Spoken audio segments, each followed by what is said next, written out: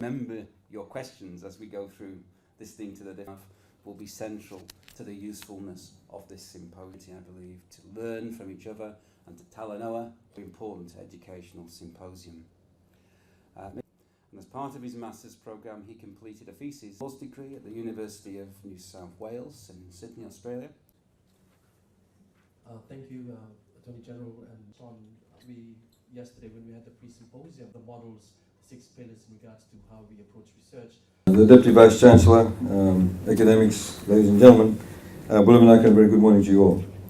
I do not intend to make a long speech, but essentially to perhaps talk from a philosophical level as to the importance of having research.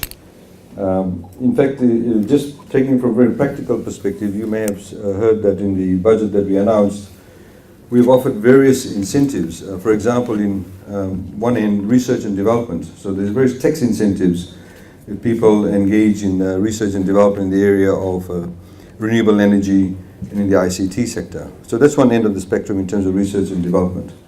Of course, we've also offered, for example, 10 PhD positions or scholarships for those 5 from the civil service and 5 from outside the civil service. And again, we've offered a number of scholarships in the space of masters.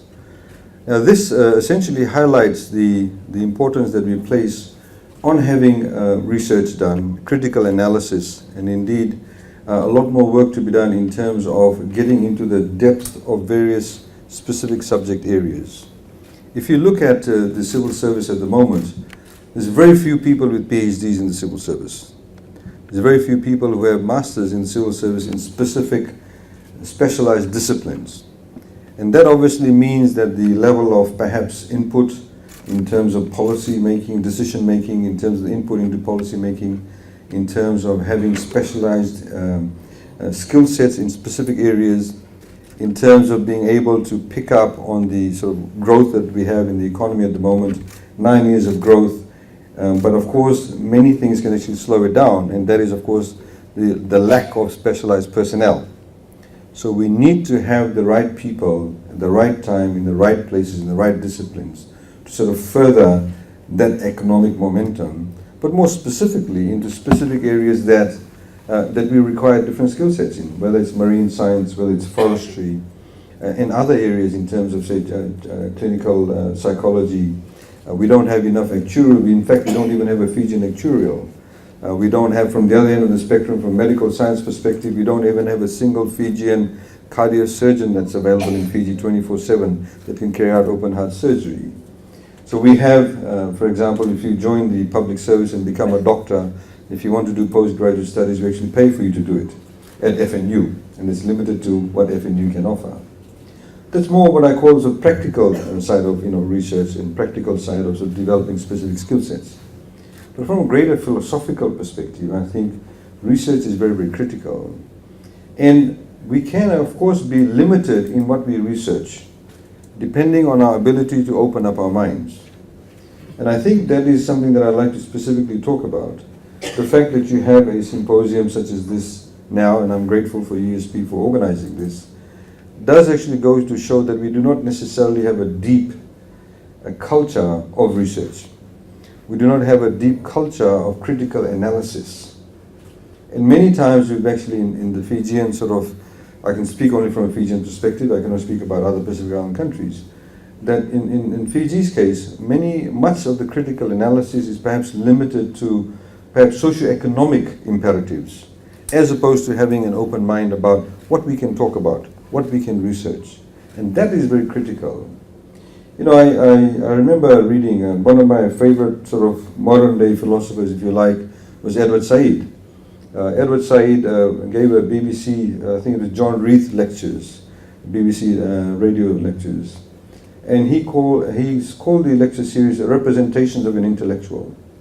And in that, and I urge you to read that actually, it's only a very small book, I think it's about 97 pages. And in that he actually talks about, from an academic perspective, how an academic, to be truly independent, to be truly seen to have that level of mana for people to take on your views, is for you to be able to maintain a particular level of independence. And of course he talked about the trials and tribulations of modern day academics to be completely independent. Because as you know that a lot of the university organizations throughout the world are now funded by corporations, maybe funded by different trusts, and their research and development is actually limited to who is actually funding your research and development. So in fact it's a fantastic piece of work. And in that I think it is very critically important for us to also ensure that when people do get out and do research, when they do talk about topics, they need to have that level of independence. They need to have that level of open-mindedness. Of course, you know, we have, you know, when I was in various universities and writing up various theses or writing up various papers, you know, people used to always ask you, you know, are you sort of taking a Marxist perspective? Are you taking a libertarian perspective? You know, are you taking a cultural relative perspective? Of course, you have all these isms, but today we have this sort of cacophony of isms, and a lot of people actually do talk about that. But I think the gist of what I'm trying to say is to be able to carry out research, you have to have an open mind about it. You cannot be beholden to any particular position even before you start your research. And I think that is very critical. And I'm afraid to say many academics in Fiji actually fall for that. They have a particular position and they try and fit their research into that particular mindset. And you know, in the same way, I've lamented on a number of occasions, pre and post budget, about how we need people to carry out a critical analysis of the budget independently. Till today, we do not have single economists or accountants or legal persons who actually carry a particular level of credibility or mana, if you like, because that comes with independence, and is able to say, well, actually this policy is good because of X, Y, Z from an economic perspective. Or this policy is good because from a legal perspective, X, Y, Z. Nobody actually firstly has the gumption or audacity to do that. Nobody wants to put their name out there and say that, you know, I'm going to carry out a critical analysis of the budget. I'm using that just as an example. But everybody's kind of hiding behind a particular screen. Because at times, of course, and we found that, I mean, in my work since 2007 in government, at times people, you may make a particular decision that may affect, say, a group of business people in a negative manner because of a particular proposal they may put forward. But the next time when they put forward a proposal, you may actually say, well, this is good and we approve this. What was really interesting for me was personally, they could not understand as to why we rejected it, the first proposal. Because the culture is that if this group of people, you say this is good policy or this is a good proposal and we accept it and we approve it, the next time you'll always do it because they are the same people, as opposed to what they're actually saying is the proposal. And I think that sort of level of personalization, I think, is very much evident in Fiji. Analysis in Fiji is kind of beholden to personalization. It's also very much driven, and unfortunately people have to actually accept this, that much of the analysis is also very ethnically driven, as we've seen. We are post-colonial society. We have a colonial system that actually divided us along ethnic lines. Our schools were divided along ethnic lines, indeed along religious lines at one point in time, but most definitely along ethnic lines. Even sports was divided along ethnic lines. So, you see, that is very much ingrained within the system. We can have this big catharsis, and many people would argue that there is a big catharsis that took place post-2007, but whatever the case is, we need to be able to break down those walls that has actually been put up. Sometimes unknowingly you will actually fall into a particular way of thinking because of your conditioning.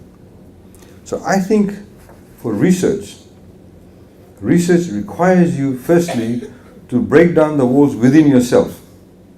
Break down the walls you've set up within yourself, the compartmentalization that exists within your own brains. That is very critical. Because if you are able to break down the compartmentalization, then you can truly say that you are quite liberal in your thinking. And you're open to suggestions. You're open to new ideas. You're open to being critical of what actually exists, or what existed previously and what exists now. Because after all, at the end of the day, the whole purpose of research some may argue philosophically, it's an altruistic goal of finding the truth. Truth, of course, many can argue, is subjective. But, of course, many times you would argue that truth is, in fact, objective. But in the era of Trumpism, there's a completely new dimension now. In the era of Trumpism combined with social media, that's a completely new perspective now. We have things like fake news. As I said in this very room I think it was last year, addressing a group of young people, and I talked about social media. And that time I used an example. If I say, that frog turned into a horse, people would say, when did it happen? What color was the frog when it turned into a horse? As opposed to, can a frog actually turn into a horse? So you see, we are in this sort of social media here, we are missing the point. So that in itself, the research itself now has become a new challenge to finding the actual truth itself. So when people are actually putting out ideas into the open space, the social spaces, is part of you have perhaps an additional burden now, because you actually have to fight for the truth, for some very basic truths. Then you can get into the other space of, more deeper truth, so to speak, more deeper research analysis.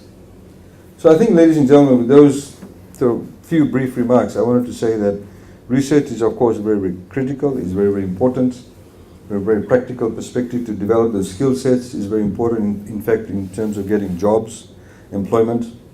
We would argue that in certain sections of the civil service, that level of critical analysis is missing, and we need that. And the only way we can have that is we actually have university students coming out as graduates who already have some of those skill sets ingrained in them, to be able to read a report and not simply regurgitate it. And I've seen it so many times, when you give a report and we ask them to do analysis of it, it's simply a summary of what's in the report, as opposed to being critically analytical about it.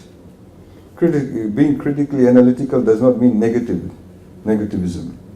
It simply means you have actually looked at all the different perspectives. In the same way that I say to most of the young lawyers in the chambers, you need to always think as a lawyer the various options that are there. You need to think about the logical conclusions, or what's the logic of you saying X, Y, Z. You need to think 3 steps ahead.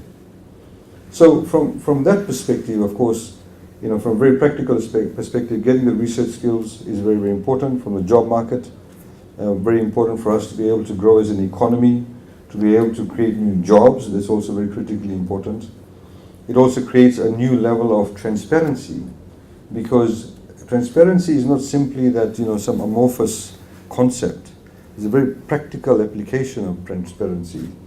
And that transparency includes being able to question things, being able to be critical about things, critical about current processes, about systems in itself. And thirdly, of course, by having research and development, we're able to develop new ways of thinking. We're able to ensure that we have a more enlightened society. And at the last level, of course, from a very practical perspective, there are new spaces that we are getting into. We have a population base that is 50% of the population is 27 years and younger. 70% of the population is below the age of 40. It's enormous. Some may argue challenges, but I think enormous opportunities. But you need to be able to get into that area of critical thinking, of research, etc., to be able to create opportunities for them. We need people who can be within the system to say, well, okay, all these people who are below the age of 40, who are 70% of the population, in about 30 years' time, a lot of people will be very old too. So how are we positioning ourselves? What are the policy measures we are putting in place? What's the impact on our society? What's the impact on our environment? All those issues are very, very critically important. So thank you once again for the invitation.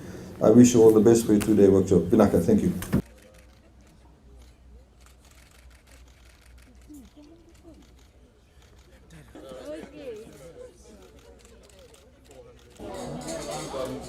Okay.